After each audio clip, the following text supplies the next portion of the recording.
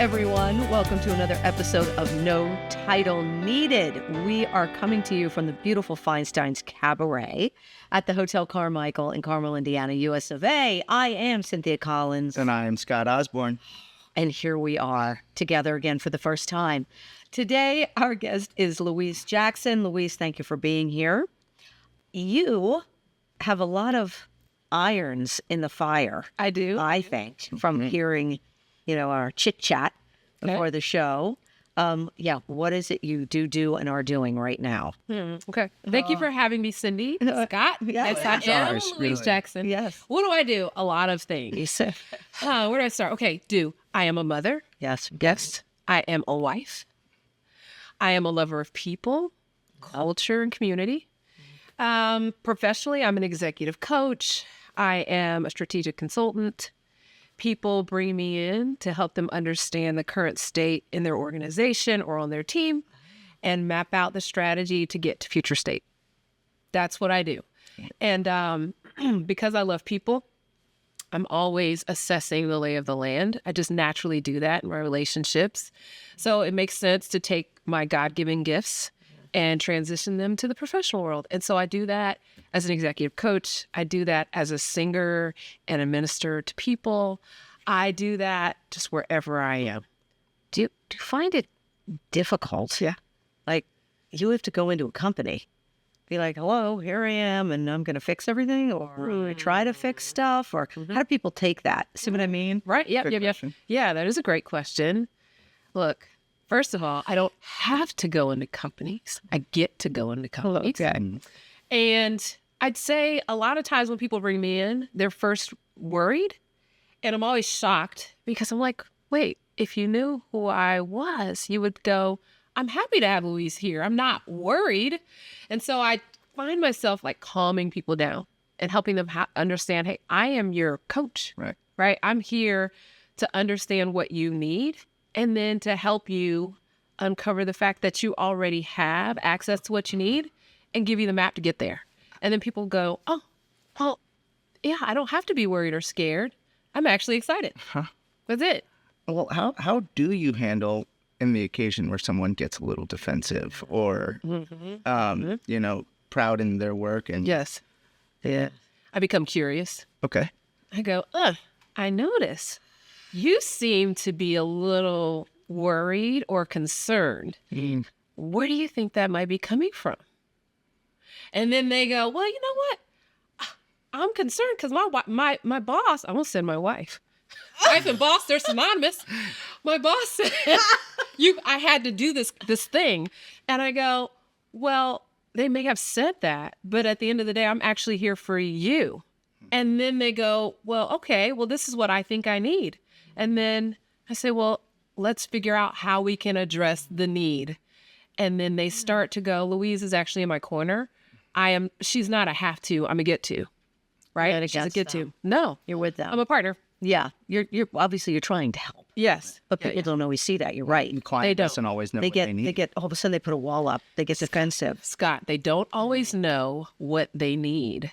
It's my job to ask the questions, make the observations so that I can help them understand what it is that they need. That's the funny thing is the way that God orchestrates things is we do have the answer or access to the answer. We just need to talk through, think through, breathe through to actually figure it out. It's really odd. It's not that hard, but you need someone to help calm you down so you can see the obvious. Do you have a time frame? Are they like, okay, you're coming in for 2 weeks. Yes. And you got to wrap this up in 2 weeks. Yes. Is there? Sometimes it starts out with like 3 sessions, coaching sessions or interview sessions, if you will. And then people are at the end of our time together and are like, I want more time. And I go, well, here's what we need to do to get more time. Is it ever an until the problem is solved kind of scenario? Well, you can't have me until the end of term necessarily. Why not? Because I'm impact motivated. And so I need to see what is the impact our relationship is having.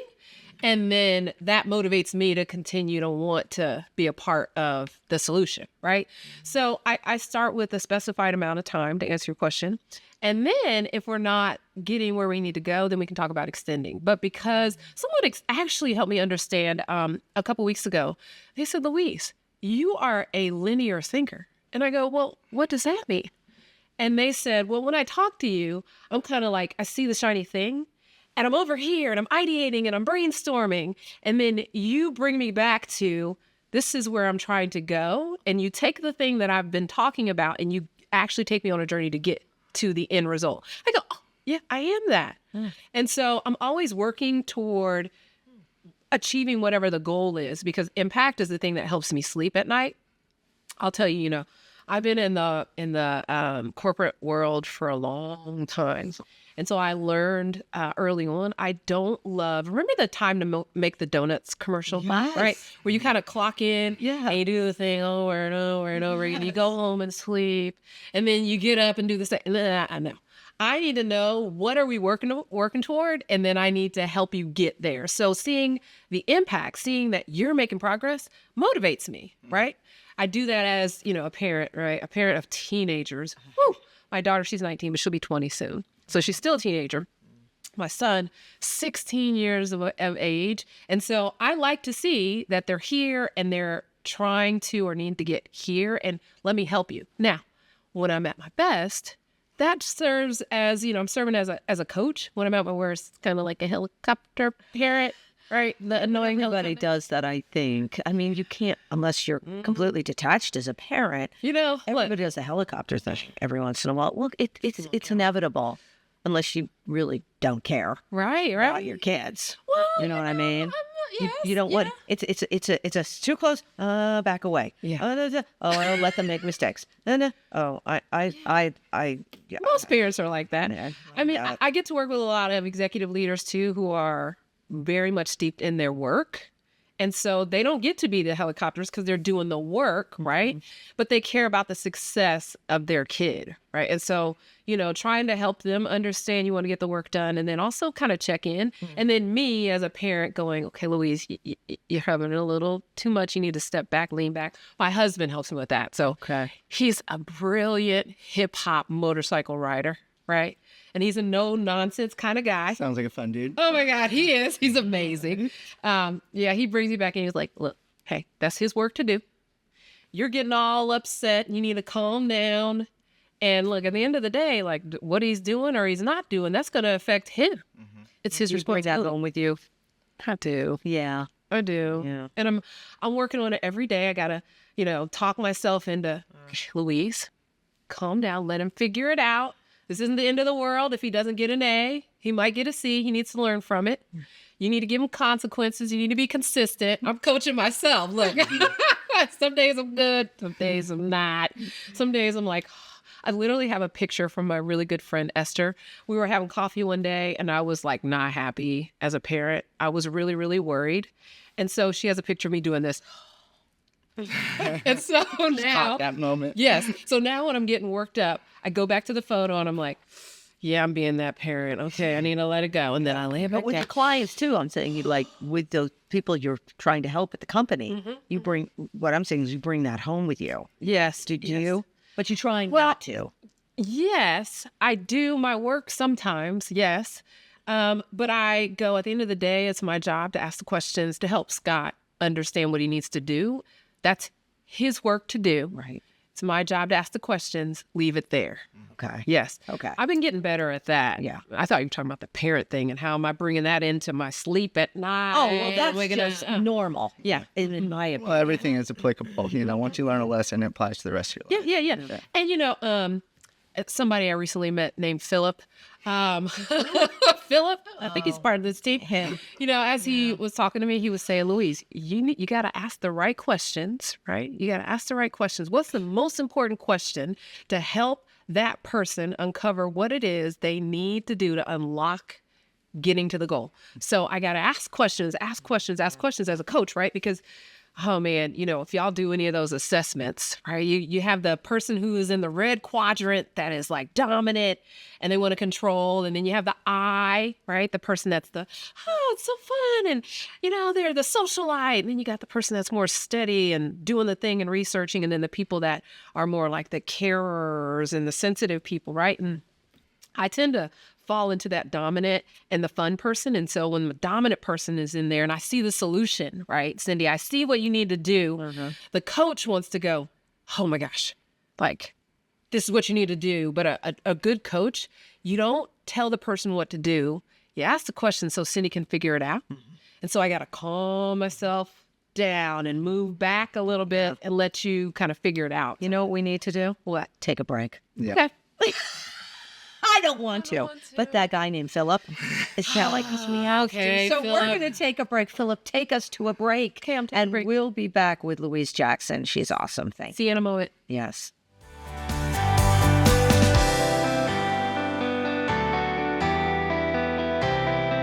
Fake talking. It's great. Hey, welcome back. No title needed. We are here with our guest, Louise Jackson. She is pretty fantastic so far. You. And Cindy Collins. Scott Osborne. And, we talked about your profession and what you do, your coaching and everything. And, Yes. but you live in Carmel. You're Yes. a resident of Carmel. Yes. 2013? Yes. You moved here? Yes. So where did you come from? Why Carmel? Okay. All that great stuff. Okay. Great question there. I grew up in Indy, Northwest Indy. I went to Pike. I'm not going to tell you the year I graduated because it doesn't matter. It's irrelevant, right? Yep. Yeah. I grew up in Northwest Indy, and so Pike.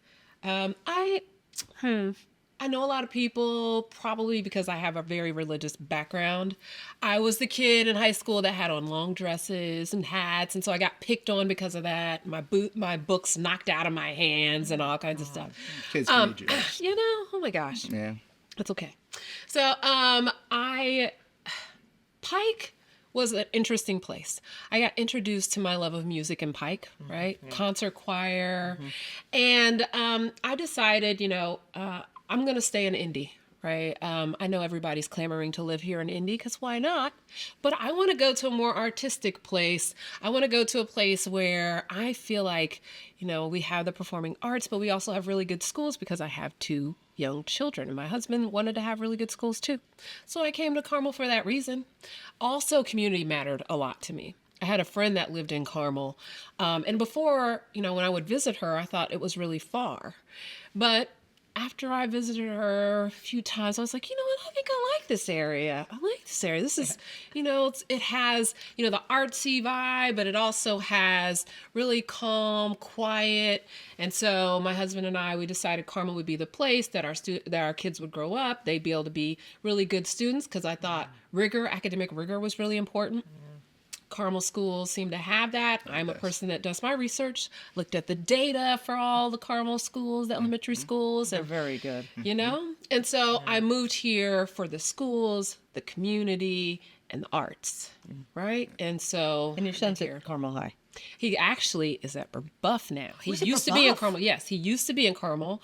He went to there for elementary, for middle school. Yeah. And he was like, Mom, I really want a smaller environment. So I said, you know what? Okay, let me do a little research. Yeah. And again, academic rigor It's a is very good important school. to me. Rebuff. Yeah. I respect that school. You do. Greatly. Yeah, Yeah. I really do. Yep. So he's been there for 2 years. We like it. Smaller environment, like I said, and he enjoys it. And long story short, that's where he is. Good. Yeah. Go, man. So back to your public speaking. Okay. What would you say is, in your experience, is the greatest piece of advice you've given publicly to an audience? Not to an individual, but to an audience. To an audience, I would say be curious, right? We live in a climate right now that is divisive, right? And having been on the Carmel School Board for 4 years, I've learned a lot about people, perspectives, divisiveness, what it means to be a public servant, what it means to be a team member and make decisions as a team. And so I've just gone on this journey of being, very excited and having my ideals and thoughts and what I think needs to happen, to learning about other people's perspectives and understanding why people may believe that things need to be different, and experiencing what it's like to just be in all these different environments with all these different perspectives. And what I have learned most and tried to share with audiences is, how can you become more curious? And why I say that's the best advice is, as a parent, how would it serve me if I would pause when I'm upset and start to be more curious about, why is my kid either doing what it is I'm suggesting or not? As a wife, why is my husband doing what it is that I think he should do or not? As a friend, girlfriend, all these good, situations where I'm trying to understand my friend and her decisions or his decisions. And if I became more curious as a business leader as to why my business is going this way or that direction, or I'm not having the fruit that I want, if I became more curious and then try to, as I'm getting an understanding, make decisions make decisions based on that understanding, and see myself going in different directions, I feel like I would be in a better place. It's almost Right? like stepping into that person's shoes a little bit. Like, Yes. Like, Yeah. If you aren't curious, it often leads to judgment. It does. It does. And as human beings, I feel like it's easier for us to go into judgment mode than into curiosity mode. And I'm saying this like I got it like down pat, but I don't. I'm an opinionated brown woman. Yes, I am. Right? I have my thoughts. I know what I know, as a good friend of mine by the name of Philip says. Right? Oh. I know what I know. But I sometimes hear God saying, Louise, right, that little angel on my shoulder, calm down, take a deep breath, go for a 5-mile jog, and ask yourself, what don't I know? What don't I know? What don't I know? And then sometimes that means I have to sit down with someone and have coffee who maybe has an opposing view or actually irritates the heck out of me, to ask questions to understand, what is it I don't know? Right? And so I find myself in a better place when I do that. Right? Instead of continuing to anchor in, this is what I want and this is what I don't want. And I've salvaged relationships through that. I've helped my clients and people that I work with do that. One of the things that I really want to do now in the chapter of life that I'm in now is build a community. And so you asked me about Carmel and why Carmel, and I've kind of explained that. But what I want to do is build a little bit of a, I don't know if it's a sub-community, I don't know, maybe it'd be a sub-community in Carmel and beyond, because I care about India as a whole, where I bring people together that have, differing experiences and perspectives to learn more about each other and themselves, to be in a better place in life. So community is just very important to me. And so I want to create a environment where people feel uplifted, have fun, learn more about other people through being curious, and develop themselves. well, basically, you want to give back. I do. Right? I It's do. Giving back I to do. the community that you respect and live in, and Yeah. and are, Yes. You got it. Along those lines, Yes. what would you say is your greatest act of community service to this point in your career? so far. So far. Oh, I get Cindy. So far. There's so much more coming. I think so. It's definitely been the school board. I mean, I did not do the school board position for myself. I really didn't. I had people in the community that reached out to me, that asked me to consider that position. And then I had kids in the schools.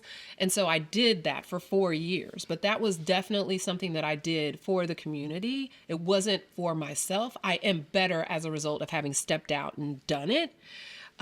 It helped me love being a part of this community even more. I have a greater appreciation for Carmel. I have a greater appreciation for the leaders in this city. Before I forget too, there's an organization that I'm blessed to be the chair of right now called Leadership Connection, where we develop students. We do somewhere around 175 students. We create this experience where they grow in their leadership skills and then also grow in their community service, basically understanding their responsibility in community service. So I would say The school board was probably the thing that was, definitely what we call service above self for me, but it created more of a love for this community in myself that, I didn't even know I needed. Right? Yeah. Great. Oh my God. Do you have another question? No, that's You it for don't? me. You have any zingers? No. Well, look, That's too bad. this is so great though. I mean, this has been a great conversation. Yeah, and you seem like you're not in a it's almost like you're a civil servant, but you're not in politics. You know what I mean? It's great. But even being on the school board, Right. That's It's positive, I That's think. yeah, it's nice. It's you really are. That's what real civil servants should be. I think they get back to where they live. Right. They care about Right. the people. They care about the quality of life. Yes. They care about equality. Yes. Yes. Of where you are. Yes. And I think that's of utmost importance when Yes. people are thinking, oh, do I want to live there? Or, oh, yeah, it's a good school system. That's great. Yes. But How do you give back? Right. And what is the atmosphere like there? What is the atmosphere like? You know what I mean? Yes. Am I welcome? Am I welcome? I'll tell you, my journey in Carmel has it's gone, oh my gosh, from here to there. I moved into the community, and when I first moved in, there were some questionable things that I might have experienced, but I decided I wanted to be curious, get connected to people in the schools, like, get to know my teachers, my kids' teachers and the principals, and then build relationships with other parents. I get out and I walk and I jog in the community. I say hello to folks as I'm out and about.